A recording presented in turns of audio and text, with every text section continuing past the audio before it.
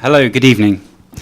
I was out yesterday and I was having dinner with friends of mine, and one of my friends, he said to me, so, what are you going to talk about tomorrow? And I said, it's a very good question. I really don't know, but I'm very excited to hear what I'm going to say. Because, we always plan for things to happen, and whenever we plan something, it never really goes according to that plan.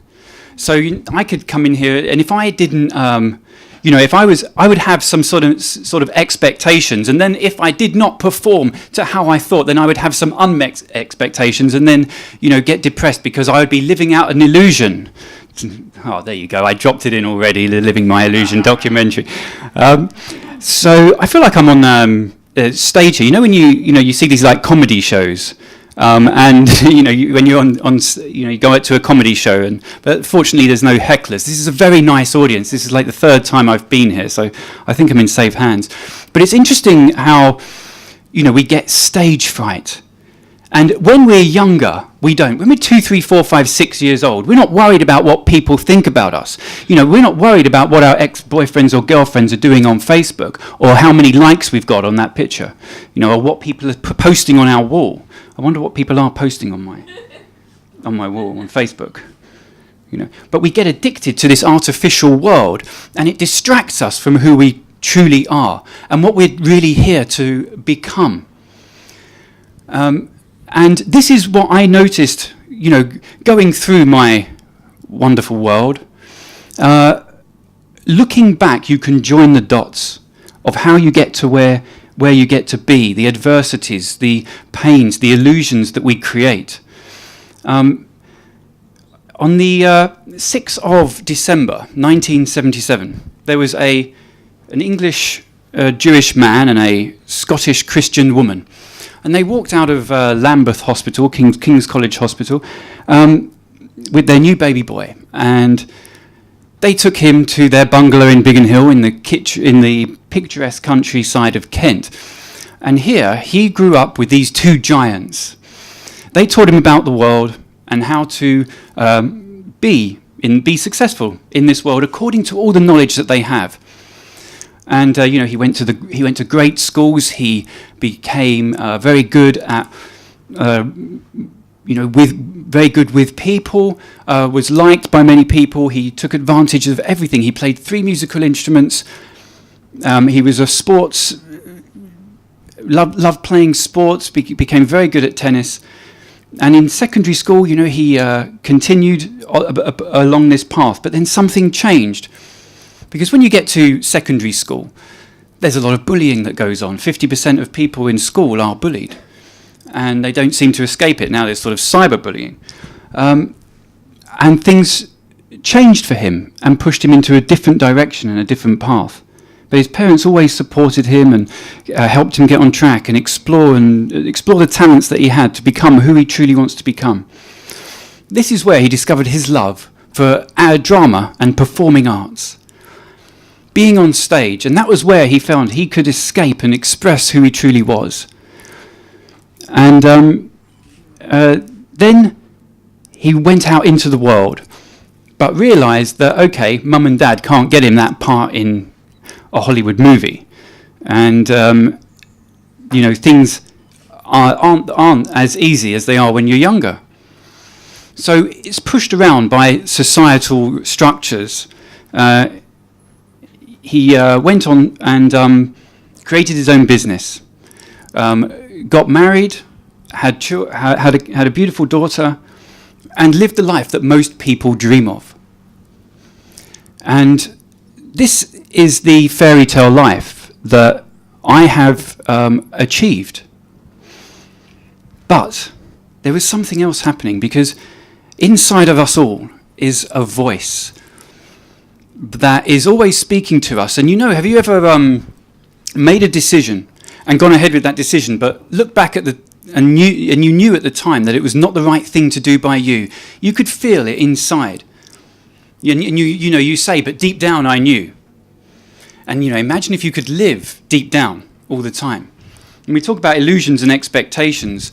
When we break those illusions, that's what causes depression or when we're not living who we truly are, that causes stress and addictions. And what I was realizing that I was traveling down this road that was not who I truly was. And then something amazing happened in my life that I really needed at that point.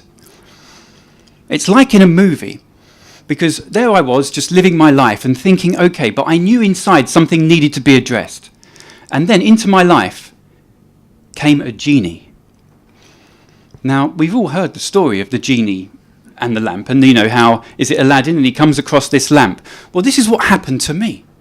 So there I am, wandering through life, and this genie pops up. This is serious. And this genie says to me, he says, Joel, you can do anything that you want. And knowing the power of this genie for real, and having experienced some real magic, and I mean some serious, real magic, things that have blown you away, I sort of look at him and I go, what, really? Anything? And he's like, yes. I was like, okay, this could be interesting. This could be interesting. So I thought of all the things that you could possibly want to do, and I started, and I was, just testing. Okay, what about let's try this, and it happened. Let's try this, and it happened. So I tested the waters, and I said, okay, let's go for the biggest thing. Now the thing is that even though I could have as many wishes as I wanted, there is another side to this, because you're also going to get an equal challenge. So I asked for the biggest thing. We worked through it, and this is where this amazing transformational journey started to happen. Who here has actually experienced working with a human behavior expert or a life coach, someone who is really one of the top in the world? Yeah? Well, this is what was happening with me. I was experiencing some monumental transformations, learning about me, getting beneath all the lies. I had someone who could see through what I couldn't see, and someone who could see who I was truly meant to be, or who I was destined to become before I even knew anything about it. I still don't really know much about myself, but I'm learning all the time. This journey was so transformational that I thought, wow, I've got to share this with the world. I want to tell people what I'm experiencing, because this is so important. What this man is doing for humanity, what he is doing for me, is truly unbelievable. What is it that I can do? And then, like the genie came into my life, an idea of inspirational magic came to me. And it was like a bolt of lightning. You say you get a light bulb moment. Imagine a bolt of lightning. And this just came to me, and it was like, right, I've got to get this on film. I've got to capture what is going on in my life. The illusions that I've created, the pain, the thoughts that are going on. We have 70 to 140,000 thoughts a day, depending on how intelligent we are, apparently. 90% of those are negative.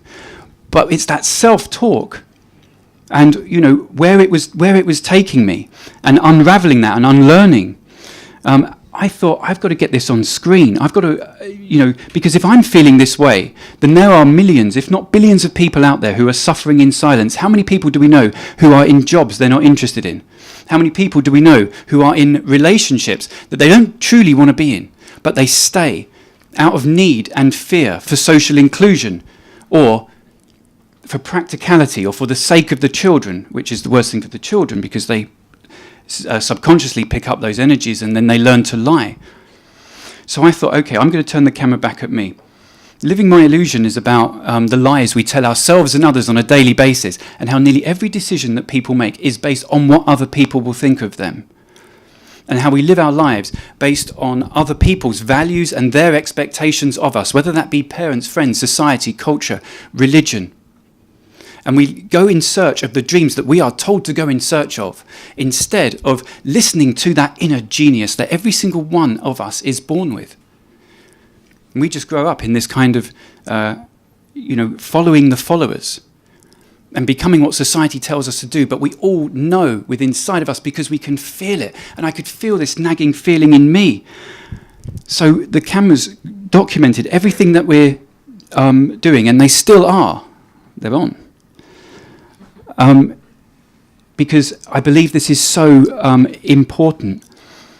So these things were starting to happen for me, and I just really had to share the magic of this man who, and again today, I really want to. It's really something I want to share with you. I said once, we were in a restaurant, and I said every single word that this man says is worth £1 million to me. So 200 million a year is you can't live on it, but it's not bad.